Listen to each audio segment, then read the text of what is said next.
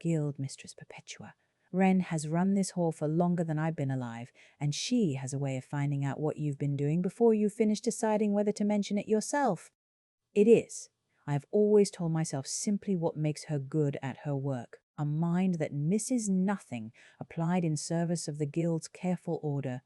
I had never once before that week considered what such a mind might be capable of when it turned that same attention toward covering something up rather than catching it. She summoned me the morning after Tamsin's fright, and she was, as always, perfectly warm about it. I hear you've taken an interest in our wandering restorer, she said, pouring tea like the words cost her nothing, her hands as steady and precise over the pot as they were over everything else.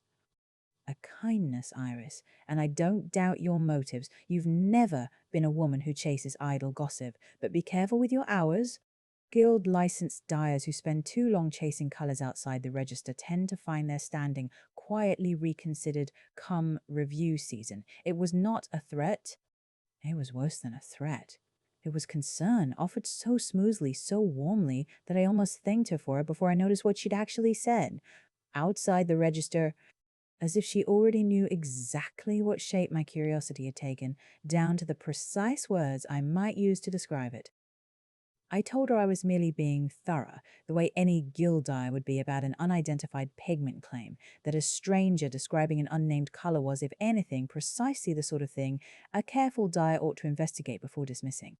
She smiled like she believed me completely, which told me she didn't, not for 1 second, and let me go with a warmth that felt, for the first time in my career, like a door being held open specifically so she could watch which way I walked through it.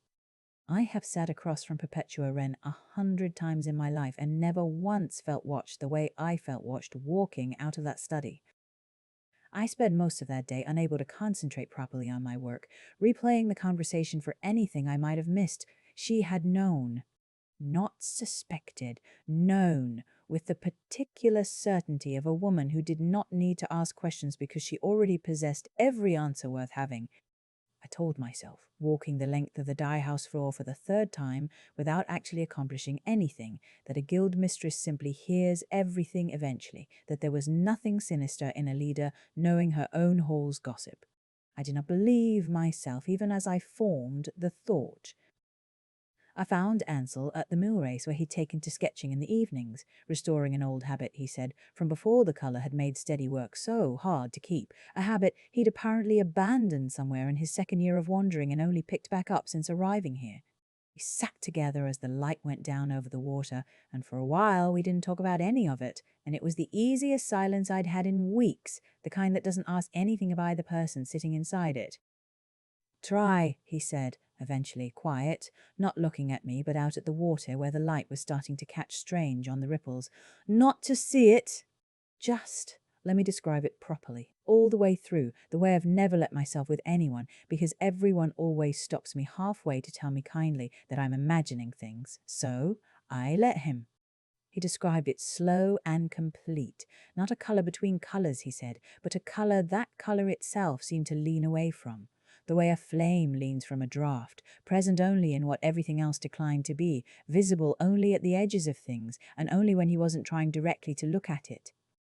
And for 1/2 of 1 second, I will swear this on every dye-vat I have ever tended, I saw something. Not a hue I can describe to you now, because it was gone before my mind could close around it, the same helpless slide Pharaoh and Tamsin had shown me, except this time it was my own eyes doing the sliding off something that had been there and then deliberately was not. The water, where it had briefly touched, looked, for one heartbeat, wrong in a way I have no vocabulary for, and then simply looked like water again. I gasped, actual and involuntary, my whole body going tight the way it does when you step wrong on a stair in the dark, and Ansel went very still, watching me with an intensity I hadn't seen in him before, hope and dread tangled together in equal measure. "You saw it," he said, not quite believing it himself, his voice gone thin. "Something," I said, my heart going hard in my chest. For half a breath. It was... I didn't have the word. Nobody has the word. That's rather the entire point of what's been done to it. It was beautiful, I said finally, because that at least was true. And it frightened me more than anything has frightened me in years, Ansel. I don't say that lightly. He took my hand then, careful, like he expected me to pull away the way I understood suddenly. Every single other person in his life eventually had, some sooner than others, but all of them, in the end, the same. I didn't pull away. His hand was rougher than I'd expected, a restorer's hand, calloused from brushes and solvents rather than dye. 4 years, he said, quiet, his thumb moving once over my knuckles like he needed to confirm I was real. 4 years of people either humoring me or fleeing me, and you just told me something true was frightening instead of telling me I was mad. Iris, I don't know what you started chasing this, but I don't think I want to face whatever it is alone anymore, and I haven't let myself say that out loud to anyone in a very long time. I don't think I want you to, I said, and heard as I said it how far outside my own careful habits the words had already carried me. I am not a woman who says such things easily or quickly, or to men I've known scarcely a week. But nothing about that week had been ordinary, and I found I no longer wanted it to be. I told him I wasn't going anywhere, and I meant it more completely than I'd meant almost anything in my careful, ordered life. And then, walking back toward the guild hall in the dark, my hand still faintly warm where his had held it, I saw a single lit window on the top floor. Wren's study, lamp burning long past the hour she usually retires, and understood, with a chill that had nothing to do with the night air, that whatever door she'd left open for me to walk through, she was still very much awake, watching to see how far through it I'd go. I did not go straight to bed that night, though I told my body it wanted to.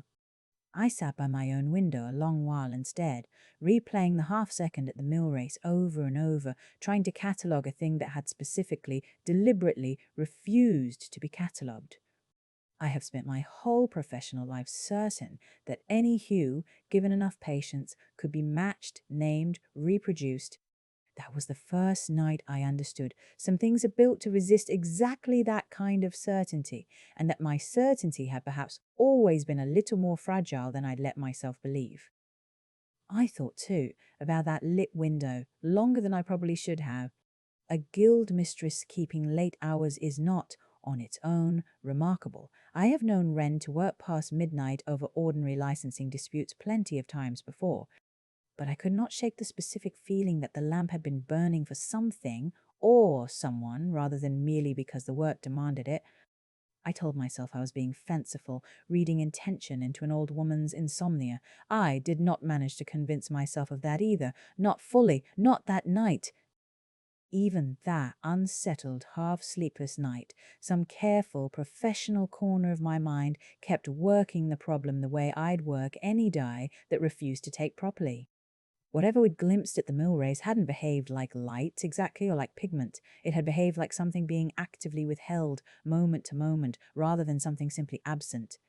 That distinction mattered. Absence is passive, withholding takes effort, and effort, in my experience, always leaves a source behind it somewhere, however carefully hidden. Somewhere in this hall, I thought, someone was still doing the work of keeping that color gone. Part 4, tomorrow.